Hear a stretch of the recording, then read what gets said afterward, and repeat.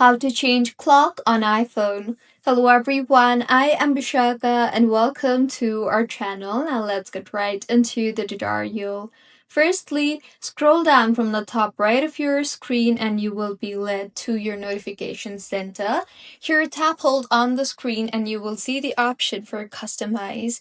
So tap on the customize option and then tap on the lock screen option. Now, tap on your clock on top of your screen and now firstly go ahead and choose the font for your clock. You can then go ahead and increase or decrease the size of your clock by simply sliding the slider. Further, go ahead and change the color of the clock that you want. You can also increase or decrease the intensity of the color that you want to change.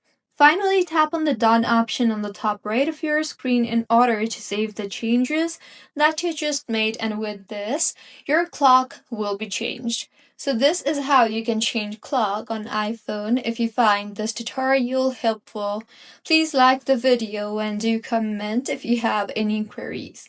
Also, do subscribe to our channel for more helpful tutorials like this.